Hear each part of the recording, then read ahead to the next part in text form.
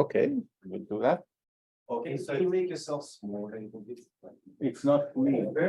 Here. It's this one. Yeah.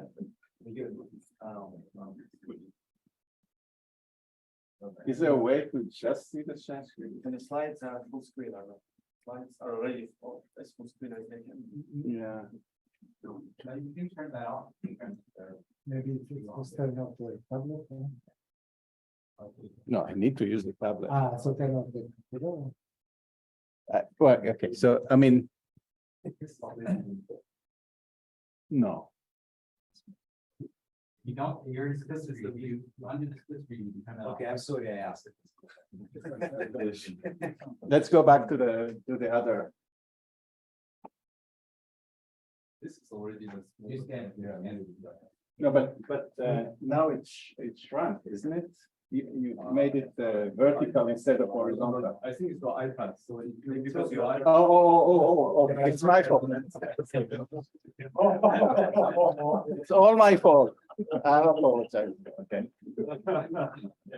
Okay, so welcome to the last session of today. Then Abramovich will tell us about Chow groups of weighted blowups. Okay, can everybody hear me? Okay, so first I'd like to thank the organizers for inviting me here to a beautiful city in a beautiful country with beautiful people. We can learn a lot about how to be welcoming from the people of this country, but we can also learn how to organize a conference in a very difficult situation. This is really a magical day today. I mean, things work out.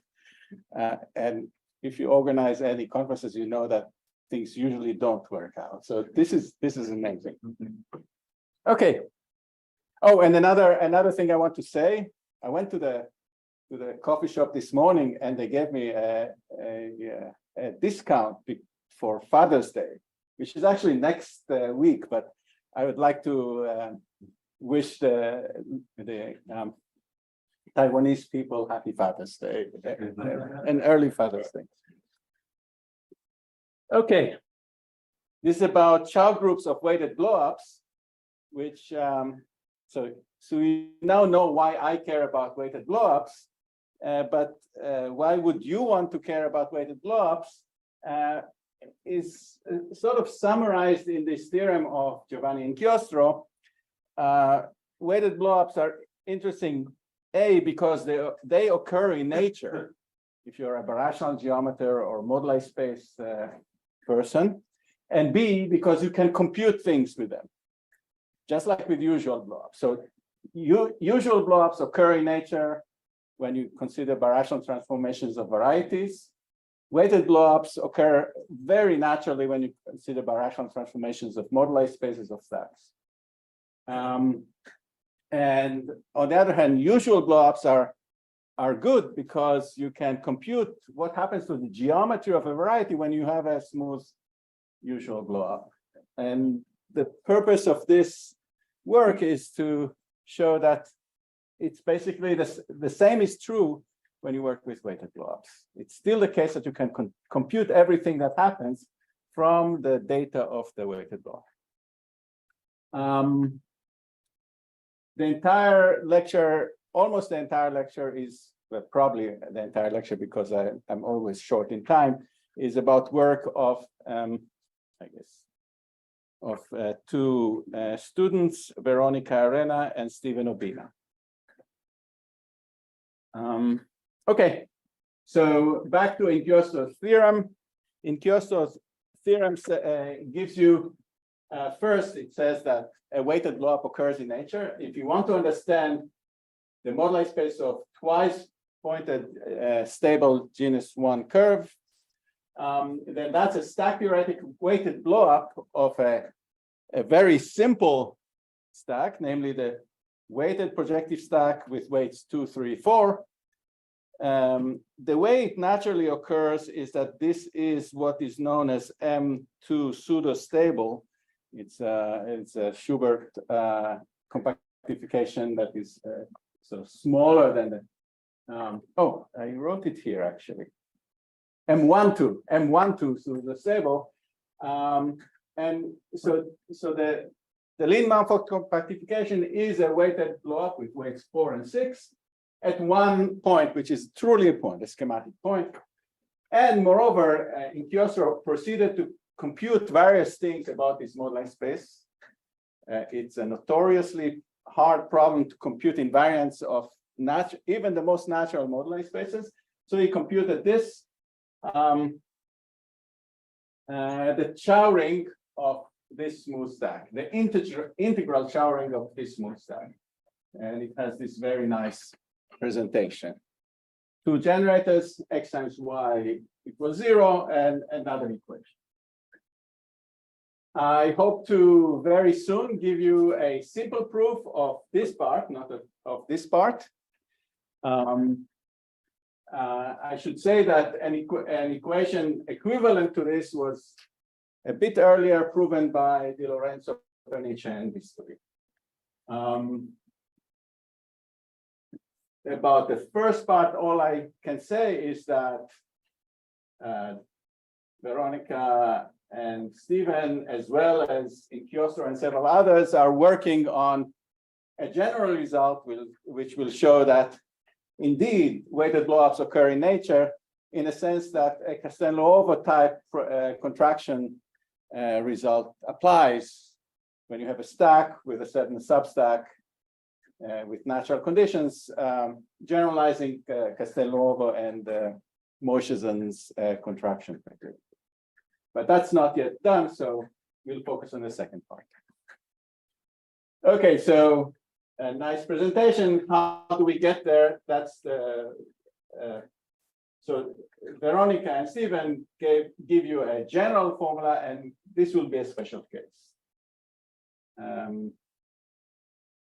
The rational Chow groups were known before by Yunfen Zhang, the Mustatsas, Ben Schmidt, but the integral Chow ring is a notoriously difficult problem, and it's nice to have a new formula that gives it in general. Okay. And what about homology? It also can be done, but they have not done it yet. So, okay, so I'm not saying it cannot be done. This is the, I gave them this problem. I thought it would be a very easy problem, but there were some interesting things that happened. So this is what I can speak about today. And what do you need to know about Chow? Well, sorry if you already know everything about Chow groups, but there are several things I want to remind you. Well, Chow groups are cycles, modular rational equivalence. If X is smooth, then this is a ring, an algebraic analog of the cohomology ring. There are various factoriality maps. If you have a proper morphism, you have proper push forward. If you have an LCI map, then you have LCI pullback, which generalizes the usual flat pullback. If I have a closed subscheme with complement U, then one of the most useful tools for computation is the localization sequence. So I should maybe add a little bit more on the left here. What comes in here is the higher Chow groups, and they will figure in the computation very briefly later on. So this is just the right end of a long exact sequence.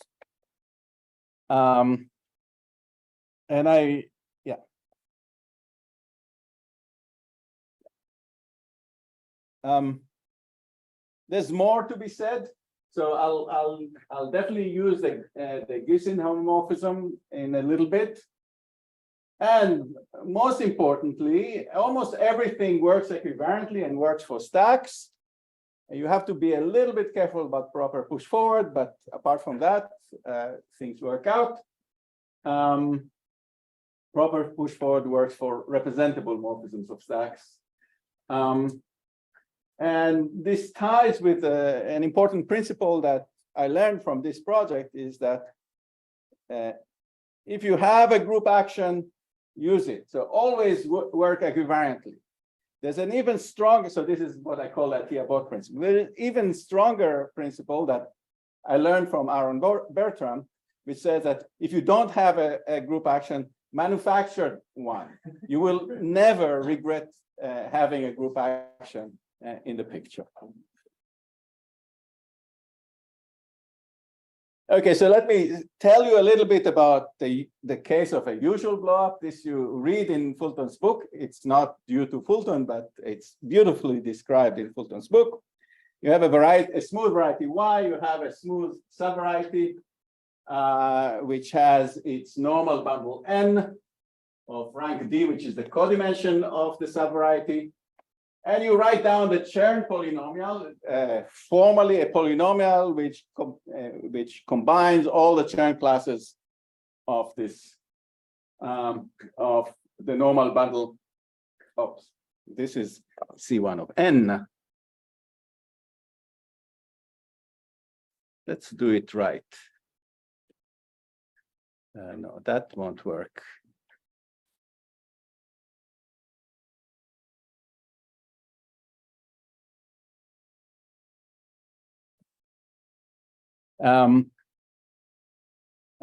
So that's one of the ingredients that come into the formula you'll read in Fulton. There's a Cartesian diagram that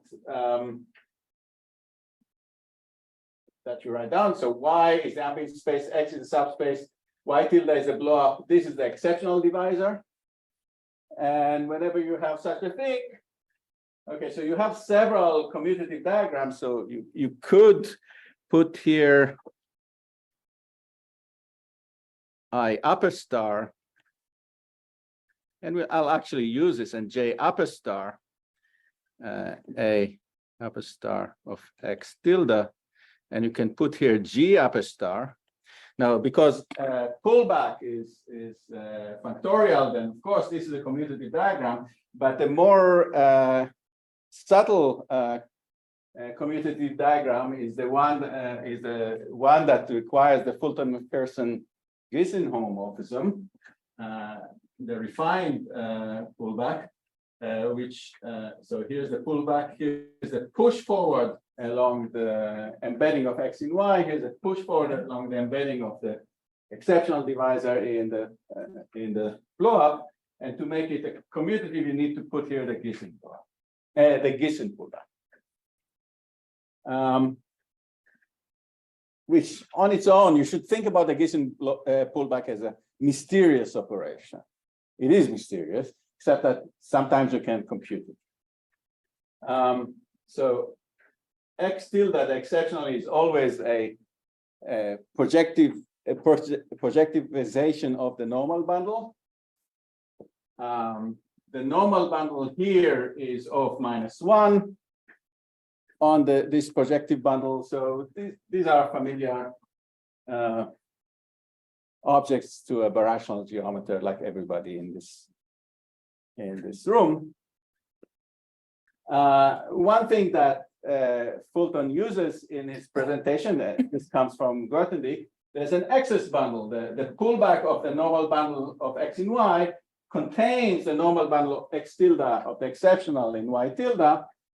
And that's a bundle of, it contains as a sub-bundle, it's a bundle of rank D-1, and its Chern classes occur in the formula that I will write in a minute. So that's, I'm here. Okay, so something will disappear in a minute, I'm afraid. Okay.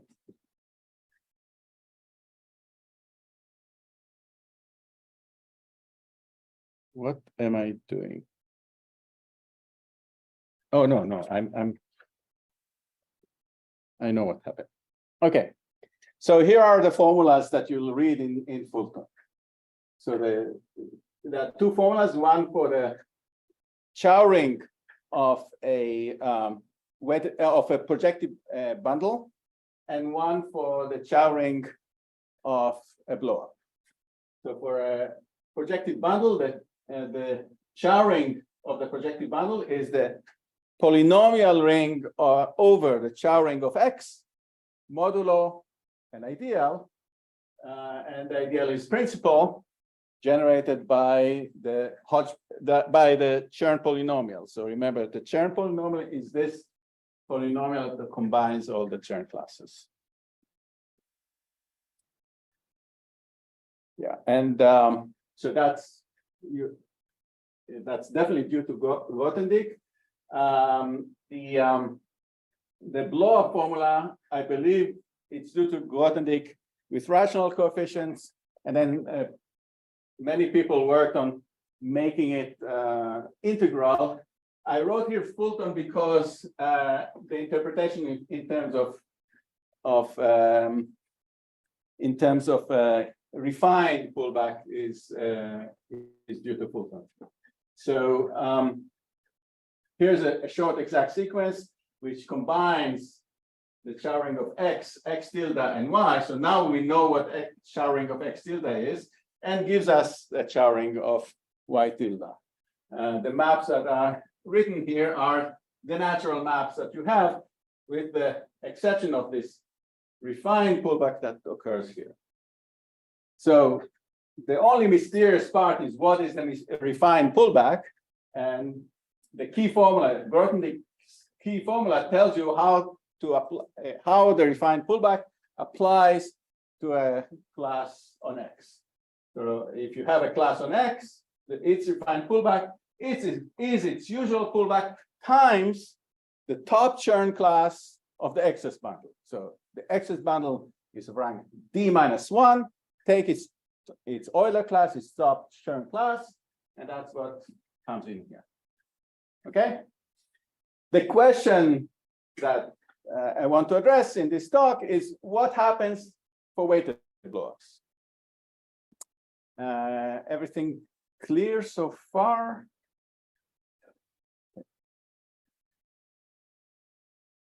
So let's set things up. When did I start actually? What? At 40. Ah, okay. So it looks like I'm really running out of time. I am running out of time, but maybe I will be able to say something. So things are a bit more subtle, as you have seen in my lecture series, in Yarek's lecture for a weighted blowup. And often people are very careful to address weighted blowups only in simple cases because the foundations of weighted blowups have not really been set, except that now they have been set in this paper of Quek and Reed. So the paper of Quek and Reed tells you everything you need to know about what a weighted blowup is.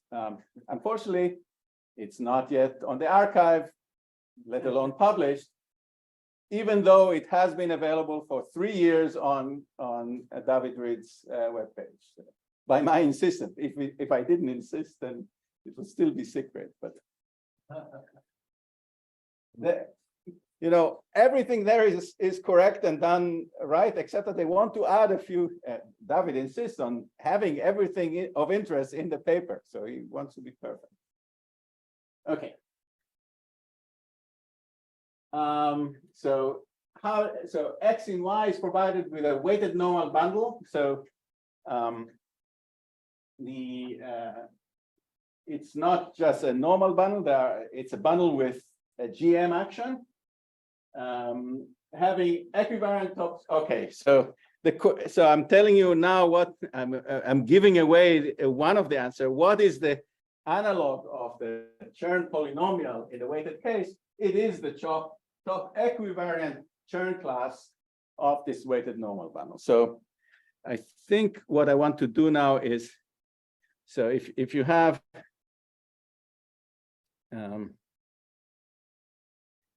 I think I'm coming back to that.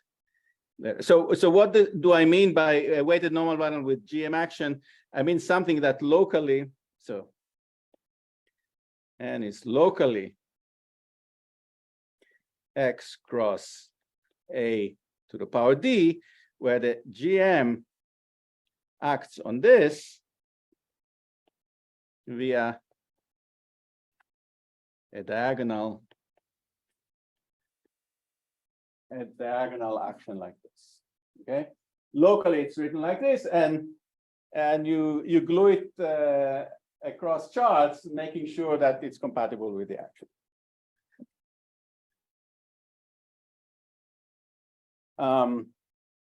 Here is your weighted blow-up diagram. So we had a Cartesian diagram in a case of a standard blow-up. Here we don't have such an, well, we have a Cartesian diagram tautologically by taking the fiber product, but exceptional divisor in the weighted case is not a Cartesian product, it is the reduction of the Cartesian product. So this is smooth, this is not even Cohen-Macaulay, this is not reduced, it's really in many ways the wrong object. So one has to be careful. So X tilde is the projectivization of this weighted normal bundle. It's you take the normal bundle, remove the origin, and mod out by the GM action.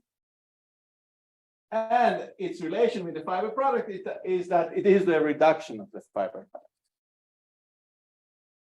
In particular, so I mean, when I work with Chow groups, I sometimes need to have a Cartesian square, and we are lucky because the Chow groups of this are the same as a Chow group of this, because Chow groups don't see non-reduced structure. You just take cycles, modulo equivalence, and they're blind to non-reduced structure. So the push forward map from here to here is an isomorphism. Okay, so that's the setup. Where am I? Yeah. There are some warnings I want to tell you now. In general, N is a weighted affine bundle. It is not a vector bundle. So all I'm requiring of the structure group of the gluing maps is that they preserve the GM action. So if X is with weight 1 and Y is with weight 2, then I can replace Y with Y plus X squared, which is non-linear. So the transition maps are not linear. So this is a weighted affine bundle. It does have a zero section though. In general, this is not an isomorphism, what I just said. If you insist at the end, I can write examples with equations, but this is not critical. In general, there is no embedding of the normal bundle between here and here with inside the pullback of the normal bundle here for the same reason. So you cannot form the excess bundle. You still have a commutative diagram like this because you can identify the Chow ring of the Chow groups of this with the Chow groups of this. So F upper Schrick exists, and you can identify the Chow groups of this with this. So you have a commutative diagram like that. So we are a little bit lucky that well, at least it feels like we are lucky. Even in hindsight, it has to be true, but okay, questions so far? These are some warnings about. So here are the formulas of, here are the main theorems. The first theorem was, so the key idea is in the paper of Molina Hojas and Distoli. A formula with rational coefficient is in Anka and Adrian Mustata's paper, in one of their papers. And the integral case was put together by my students, Arena and Ubina. The same formula I had before holds, except here you have to put the weighted Chern polynomial, namely the top equivariant Chern, GM equivariant Chern class of the weighted normal bundle. Okay, so that's the formula for the exceptional, the Chow ring of the exceptional. One of the ingredients that has to come up. Here's the other theorem that is the analog, an appropriate analog of Grothendieck's key formula. You have an exact sequence involving X, X tilde, Y, and the blow. the maps are the same, and you are allowed to use J lower star and I lower star because closed embeddings are representable maps. So they are the push forward along proper push forward along a representable map is well defined stack theoretically with integer coefficients. Okay, so this is what this says. I have to tell you again what the mysterious F upper strict is, and the hard part in the whole project was there is no excess bundle. So we need to do something else. We need to search for the answer what F upper strict is. And the answer is, well, the general principle, it has to be G upper star times something, because everything around is smooth, where the something you multiply with is what I call the image of the difference quotient. So this is what they were teaching calculus, and this is the name that. Okay, so you take the analog of a Chern polynomial. You can, if you remove the constant term, you can divide by t. That's canonically the one thing you can do in order to be able to divide by t. And that's what comes in here. It turns out, if you sit down and think about it, this is the same as the top Chern class of the excess bundle. And in some sense, the existence of the excess bundle was an accident. This is the right thing. So this is the thing that always exists. It's still not, it's not necessarily, in this case, you can still define it. Well, I'm in a situation where I blow up a smooth variety along a smooth center, a weighted blow up of a smooth variety, and I'm doing the stack theoretic blow up, so it's smooth. Of course, you can ask, so the general, so you can find in Fulton's book a situation, the LCI situation, and that's one of the projects that the students will have to do. But what's the analog in the LCI case? But we haven't touched that yet. One question about the equivariance class. Usually there is another formal variables that comes from the weight. T is the formal variable. T is the, where was it? T is, so when you have a GM equivariant Chern class, you need to put the first Chern class of the canonical line bundle of BGM. That's the equivariant class. So that's a T. Maybe usually it's written as lowercase t. Okay. It's the same thing.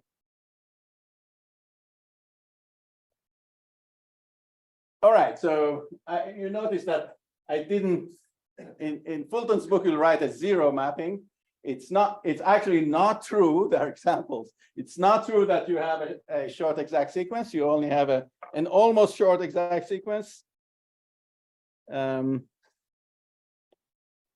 And of course, what will come in here is a upper star. Maybe I'll.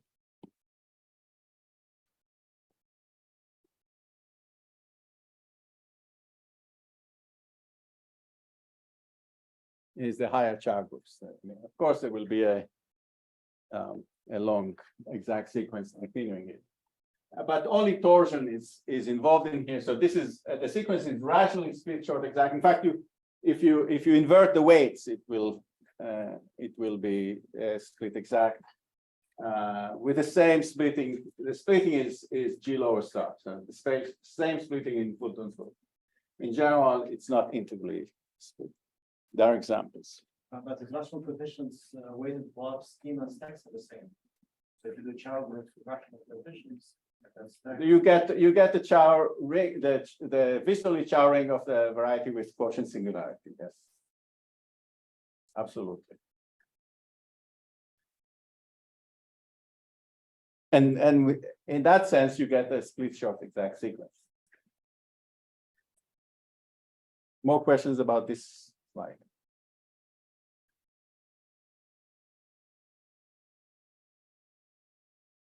Okay, so I want to, okay.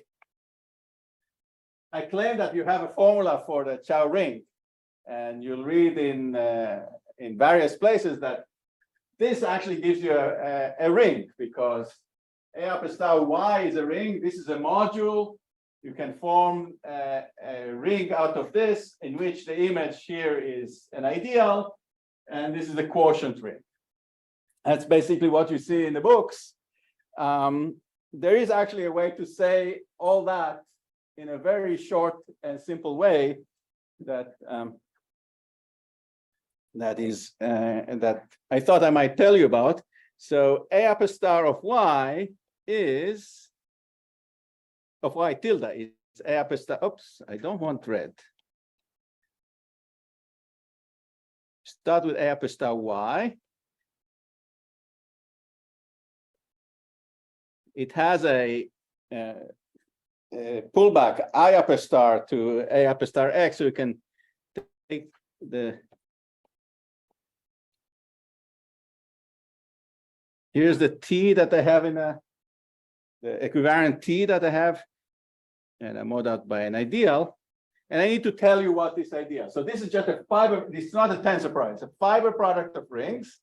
It's something that you don't see quite often when people work. But this is a natural way of looking at it. And what you mod out by all the pairs, element in A upper star Y and element here and element here of the following form. So you take I lower star alpha P n of T times alpha, where alpha runs over A upper star X. So for every generator here, you can form a pair here that whose pullback coincides. So this map from here to here is just modding out by T. Map from here to here is pushing forward. So you take pulling back. Sorry, map from here is pulling back. You take the push forward of alpha on this side. You take the Pn of T times alpha on this side. It turns out that they are compatible under pullback to X and with modding out by T, and you plug in T equals 0. And so there are elements here, and you mod out by that. Or you need to run, you don't have to run over all elements, you need to run over generators of A upper star X as a module over A upper star Y. Okay. Questions about this formula? So the reason I'm giving you formula is that I'm going to use it now. So does this make sense? So let's use it. And let's use it in nature. In nature, from the moduli space perspective, is one example is in Kiosto's formula. So I told you that M12 bar is the weighted blowup with weights 4, 6 of a point on the weighted projective stack P246. No. 2, 3, 4. What happened?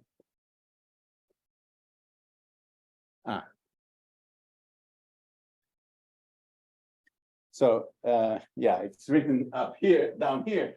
Why is P234? So what is it? So it's a weighted projective stack bundle over a point.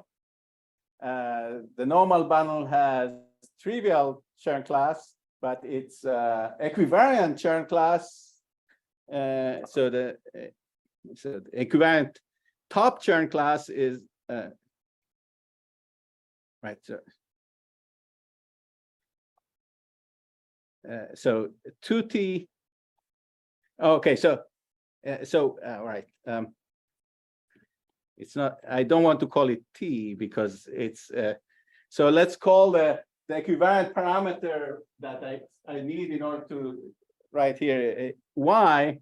So 2Y times 3Y times 4Y is what goes in here. That's the Chern polynomial, the equivariant Chern polynomial of a point inside affine the affine plane, the affine space, sorry, with weights 2, 3, 4. Am I doing? No. Yes. Yes. Sorry, I always confuse myself because I have a point here, but this is a weighted blow, a weighted projective bundle over a point. And the normal bundle of the thing you projectivize is a 3-dimensional thing. Okay. So what I wrote is correct.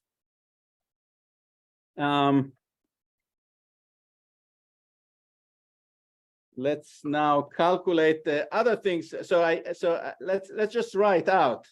So A upper star of y tilde is A upper star of y crossover A upper star x. X is the point, so I might as well already write z with z of t modulo an ideal that is generated by I lower star of an element on one side and P, the equivariant, the top equivariant chain class of the rank 2 bundle I have here times that element.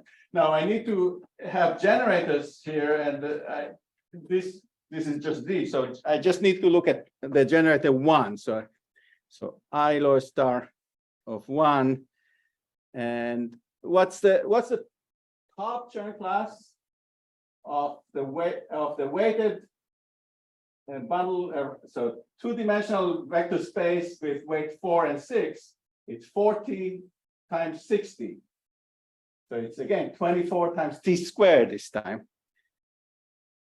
24 t squared times 1. Okay, so that's the ideal. I just need to tell you what I lower star of 1 is, and that's an easy calculation. It's 24y squared. So the class of the point here is 24 y squared. So in general, on a vector, on a weighted projective stack with weights W1 through Wn, the push forward of the class of a point is the product of is t to the dimension times the product of the weights. Okay. What's the first? So this thing is sorry.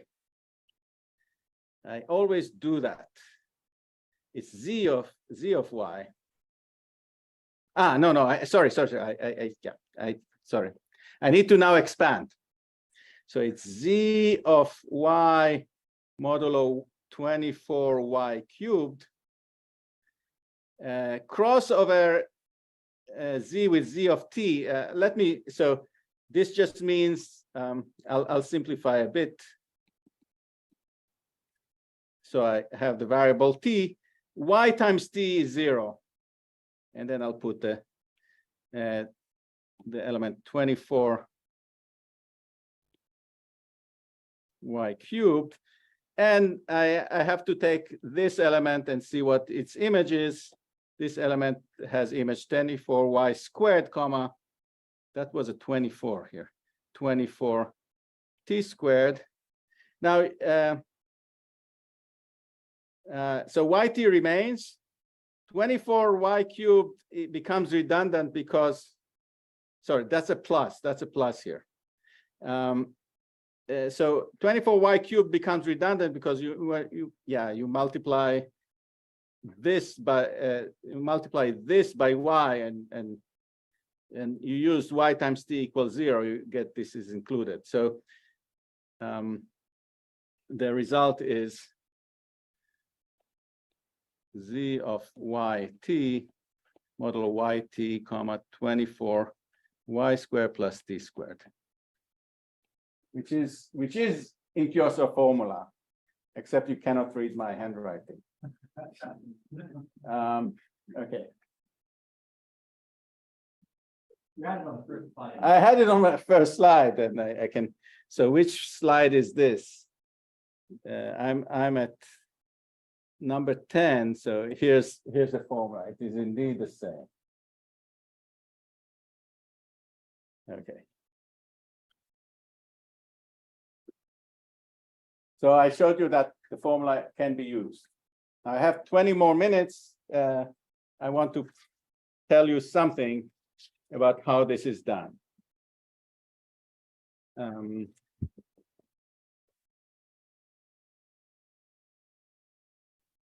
No, this is that computation in a more complicated way. This is just a reminder how to compute equations for weighted blowups, at least locally. So the blowup is modeled on blowing up the Q ideal Yarek wrote down. Locally, it's given by, so this is the right way to do it. No. This is the right way. So S, and so you have new transformed variables xi prime, which is these products are what Yarek called, yeah. So this is what Yarek called T to the WI times XI, but this is the right way to do it. Okay, it's the same formula.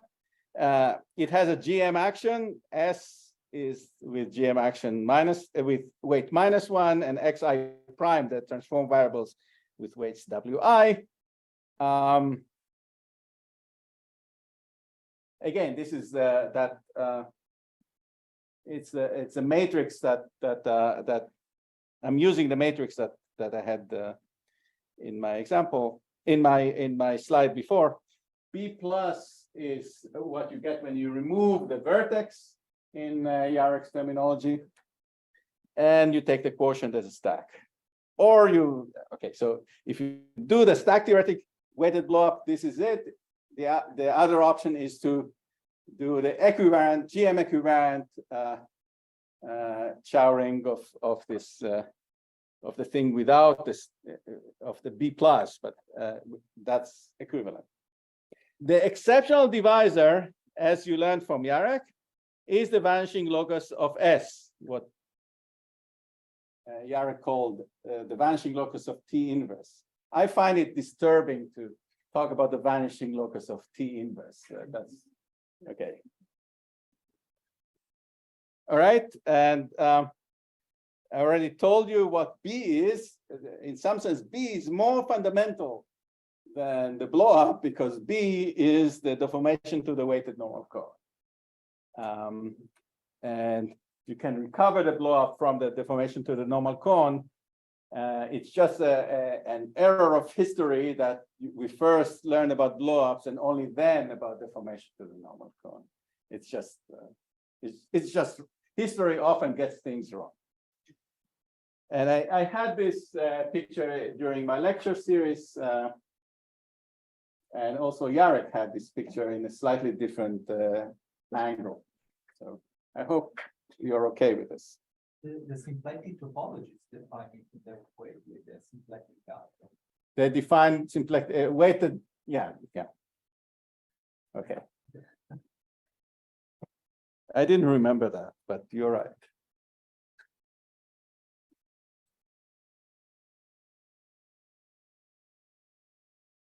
Okay.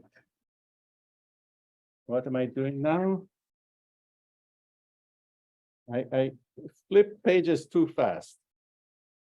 Okay, so no, this is just repeating the fact that that X tilde is not a fiber product, and you can see this by seeing that the vanishing locus of S is not the same as the vanishing locus of the XI.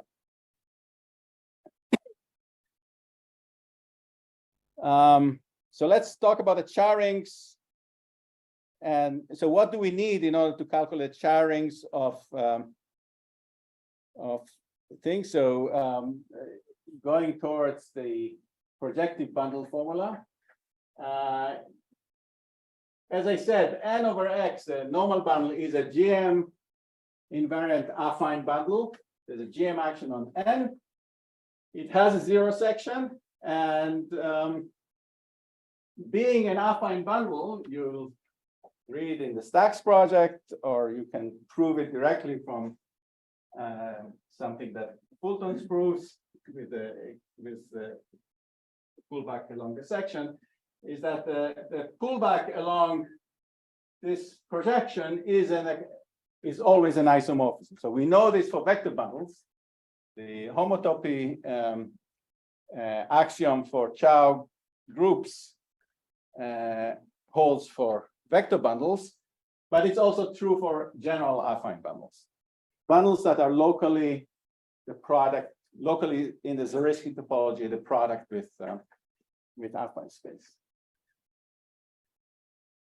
The inverse of this map is S upper star, the pullback along the zero section. Another thing I'll need is the self-intersection formula. If I do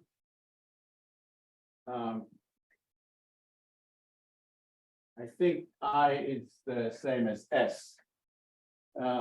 If I push forward and then pull back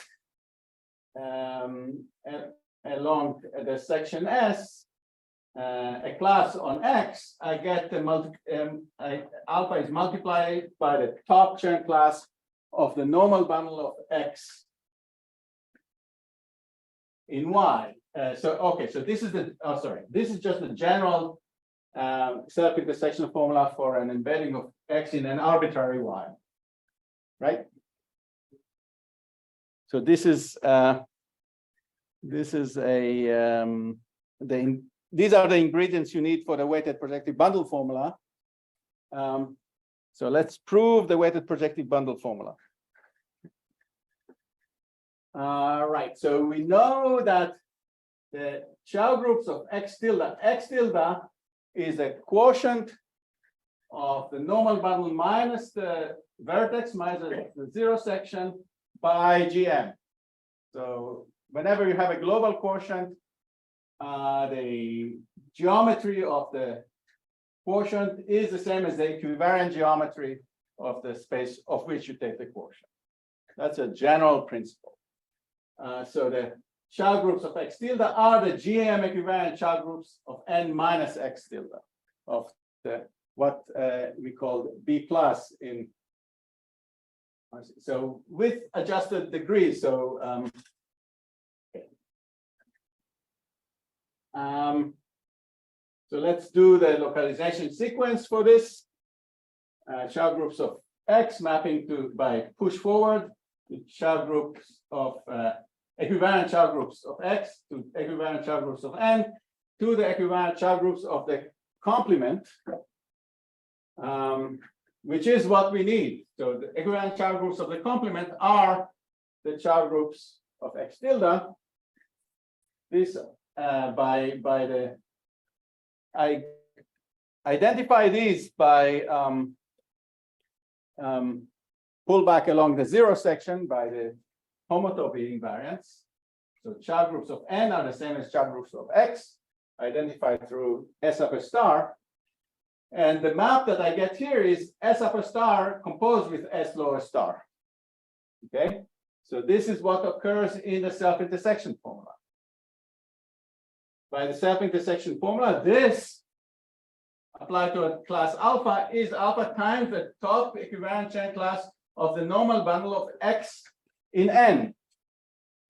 So now I came to confess I haven't yet defined what the Chern classes of an affine bundle, of a weighted affine bundle is. Well, if you wish, I can define it because the affine bundle has a zero section. I can define it to be the normal, but the same as Chern classes of the normal bundle. There's a more fundamental reason why this is the right thing to do, namely the structure group of a weighted affine bundle is an extension by a unipotent group of a product of GLNs, and the unipotent group does not have characteristic classes. So only the GLNs contribute, and what they contribute is Chern classes. So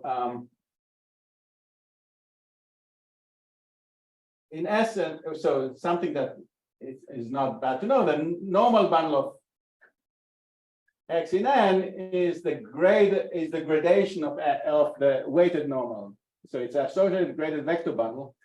We can so what I wrote here is that we can define the equivariant sharing classes of N to be the equivariant sharing classes of the graded, but there's as I said, there's a fundamental reason why that's the right thing to do. Okay, so now I've confessed. Let's go back to our. So I think this with this. So the top equivariant sharing class is what I call Pn of t. So that this proves the formula. This is the easy formula, and I have 5 minutes for the hard formula. So we'll see how far I get. But any questions about this?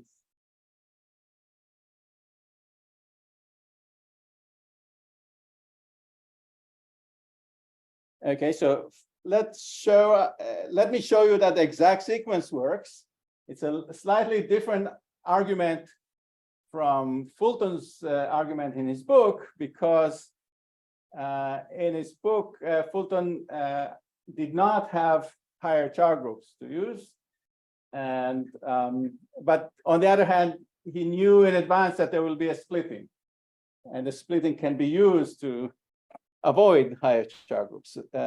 We don't have the exact sequence that we have will not be split, so we have to at least know that whatever comes in here is the same as what comes in here. So let me just okay, so let's see what we have. I want to show that the exact sequence that we see in Fulton's book still holds, at least on the right, in the weighted case. And the way we prove it is we write U for the complement of X in Y, which is by definition the same as the complement of the exceptional in Y theta. So everybody agrees with that. When you do blow up, you're not changing outside the set. Which means that we have a diagram like this. So A low star U, A low star Y, A low star X, A low star U again, A low star Y tilde, A low star of the fiber product. Remember, the A low star of the fiber product is the same as A low star of X tilde. But what I need to know is that what I have here is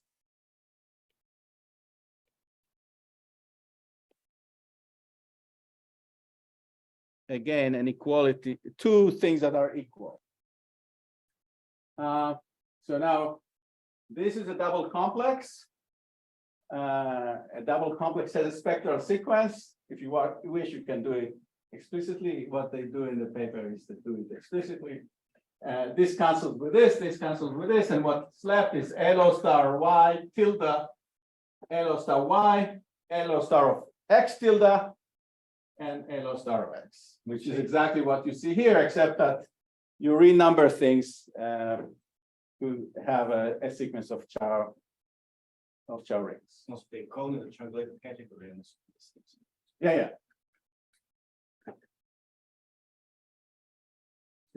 So I mean, okay, so you could ask, what can we say about higher Chow groups of Y tilde, and we haven't yet computed it. There are subtle questions. I mean, you need some secondary information which we haven't computed. Somebody was asking a question. Yeah, you introduced F upper Schwick because he's the only one that makes the commutative diagram. Yeah, so Fulton shows that you have a commutative diagram, and for stacks, editing and Graham show that the same holds. So I'm not cheating. Somebody has proven this. But this was for any Birational, not the Vegas. It wasn't really about weighted blocks. This is not about weighted blocks. Just smooth Birational. You need to be able to have a F upper star. So this has to be an LCI map. And in order to have F upper Schwick, you need this to be an LCI map. So that's what you need.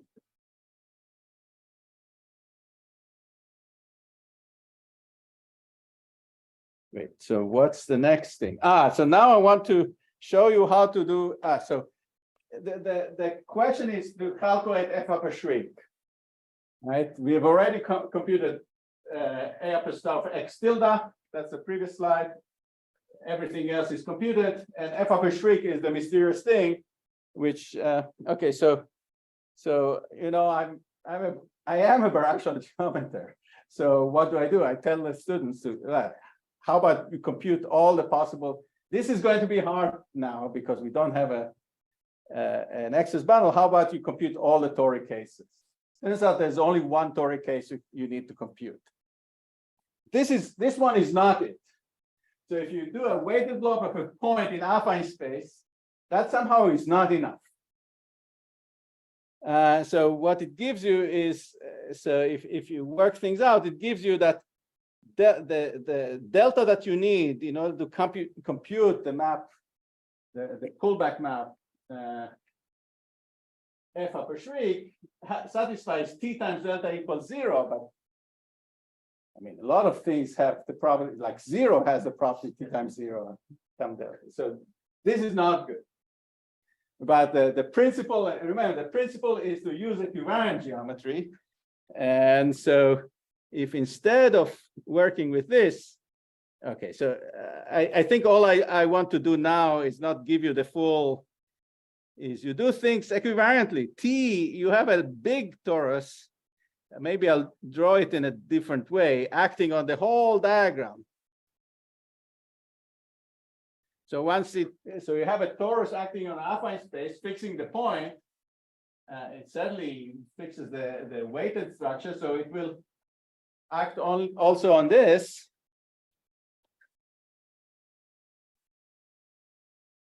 And so, right. And moreover, you can compute everything. This is the vector bundle over this, so you can compute compute all the maps here. This is a line bundle over this, so you can compute everything here, and you get the formula. You get uniquely the formula that I claim that you have. So so this is a top equivariant Chern class of the normal bundle. This is when you plug in T equals 0, divide by T, you get this. So the point is that in this ring T, in the ring here, T, in this ring, T is not a 0 divisor, so there's a unique way to divide by T and everything works out. So it's the T above principle is precisely making T not a 0 divisor. So that's, I think I have 2 minutes. The question is, should I squeeze out 2 more minutes, or what do I have in the next slides? I think I have this.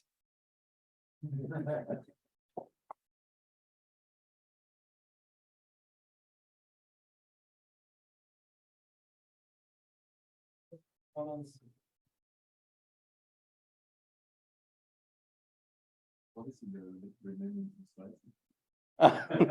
So I compute. Okay. I compute. I mean, there's this full computation of the Chow ring of a point. So X is a point, the equivariant Chow ring of a point. This is the affine space, and I use the diagram I alluded to. I pull back. This is an isomorphism. This is an isomorphism, so I'm not losing anything, and I get this equation. So this is one thing that I had here. This is a bit more about why this implies a general case. So the next ingredient is a splitting principle. So this is really the universal. The case that I drew here with equivariance is the universal case.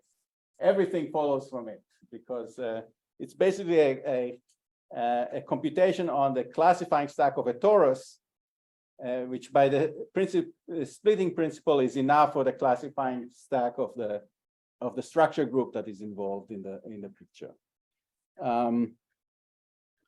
The other thing I have here is about Chern classes. You can compute the Chern class of the tangent bundle of a weighted blow-up. This is it's no longer in preparation. Actually, it was included in their paper. So I think I can remove this. Okay. And as to integral cohomology, right? So if you have a minimum for stack over complex numbers, because integral cohomology, right? Just by taking topological realization, and probably the same thing should be true for integral cohomology. So something like this. So we have not worked it out, but whatever is computed for the usual blow up, you can write down an analog for weighted blow up, and it would follow. So I think that the methods they have put together to generalize in the case of Chow groups will apply to the cohomology. You need a splitting principle in a weighted case, and you need this equivalent computation. And once you have these two, then it should work in general. Because the Chow group of a torus is the same as the cohomology group of the cohomology ring of the torus. What other invariants you think should compute for weighted blocks that are not known? Derived categories. There has to be a nice Kawamata style decomposition for weighted blowups. I mean, for the state. For the stack. Yeah. I'm working with the stack. Oh, yeah. Okay, so if it's there, then There's it's there. one for weighted projective space. Right? Okay, so there's an extra step from, yeah, I mean, of course. Yeah. There's the Wittering enhanced Chow groups. That's a bit harder, or any motivic type things. I think I have a list of things to do. So there are cases of moduli space. There are more cases of moduli spaces where this should work. Kerr-1 blowups occur when you study moduli spaces. So the Fulton's blow-up formula is what Fulton calls blow-up formula is when you take a class on Y and you compare its strict transform, or a cycle on Y, not a class, a cycle, compare strict transform with pullback. And that we have not done yet. I mean, we have methods, but we have not done yet. Somebody asked about LCI, other invariants. Okay, they're working on their current. What's the word I'm looking for? Their current focus is the weighted Castelnuovo motions on theorem. So you have a stack with a smooth stack with a smooth substack, which has a weighted projective bundle structure, such as a normal bundle is O of -1. Then you can contract.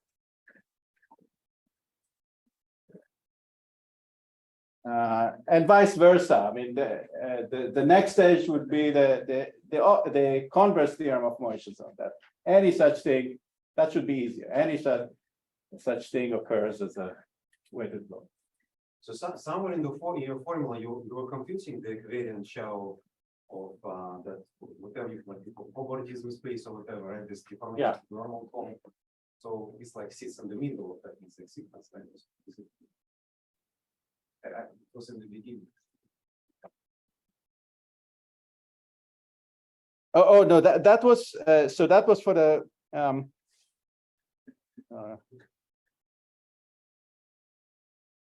wait. So it's not part of your final answer. You're talking about this. This is the normal bar. Oh, if you want the B. Yeah, B. Um, Because your blow up is a JT portion of that B, right? After you remove yeah. the locus, right? So it would make sense to take the Chow of that and be state with the semi-stable locus and then have some decision for that. Right. Because that would be in the spirit of Kerr-1 surjectivity, right? That's how people compute equivalent homology, equivalent K theory. That's a good point. I mean, I somehow missed this point. Yeah. Yeah, by doing this equivariant on the stack and then restricts. And I mean the tools again apply. I mean you need the splitting principle and you need the extreme case, which is just a point in affine space equivalently, and then. And that's how you get the low time formula too. For what? For Dirac categories? I think so, yes. That's interesting. Okay. Chow groups are not part of Windows. Well, cohomologies, yeah, I don't know much. Okay. What's the next most interesting example? I think we can do. What's the next most interesting example? I think. So you can, okay, so this is a preliminary. So since they are going for there are leftover slides from previous situation. Oh, I think I'm repeating the same thing. No, so I need to add. No, how do you add a page? The icon with a plus sign.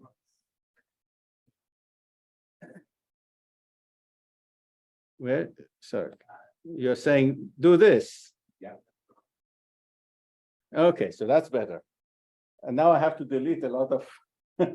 So what was the question? The next most All right, so M2 bar.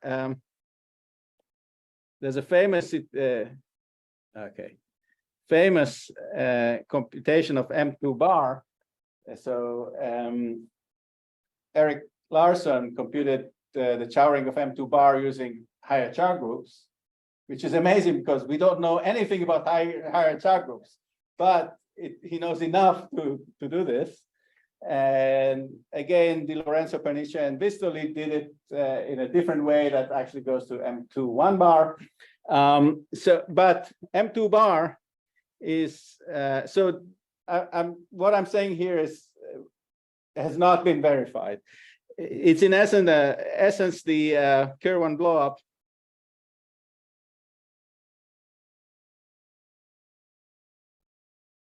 with these weights of the space of binary sextics, which is an A7 semi-stable. So at most triple roots by Vistoli's action of GL2 action. So you have the standard action and you divide by the determinant square or something like that. So evidently everything here is computable. So without having to use the Pernice-Vistoli, the Di Lorenzo Pernice-Vistoli patching argument, and without having to use higher Chow groups. Also, M3 is contained in a Kerr-1 blowup.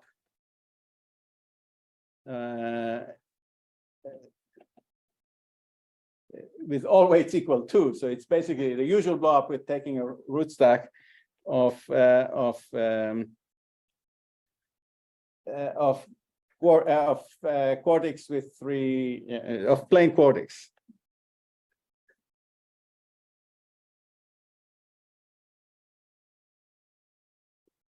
So M3 is within reach integrally. So I should say that Pernice computed M3 and M3 bar with 6 inverted, but this should, at least for M3, they should. There are more things that are more general spaces of forms which are the K moduli. So Liu, De Fleming, and Asher have this that K moduli space of pairs, projective space with a hypersurface. The lower weight case is GAT. The next one is a Kerr-1 weighted blowup.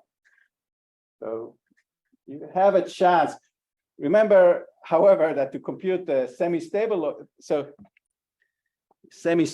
locus, computing the semi-stable locus, we don't have a closed formula for that. This is a bit embarrassing. There are algorithms. I mean, Kerr-1 gave us an algorithm for computing this, but we don't have a closed formula. So this is not going to be walk in the woods. And there are others. So Mustasa, in fact, 20 years ago, worked on this. They have a different approach that with rational coefficients that I didn't fully understand, but the reason for doing it is to understand Hassett type Chow rings of certain Hassett type moduli space of maps. So I mean, there are many cases for which this at least adds one more tool beyond the Vistoli patching argument and the higher Chow group argument.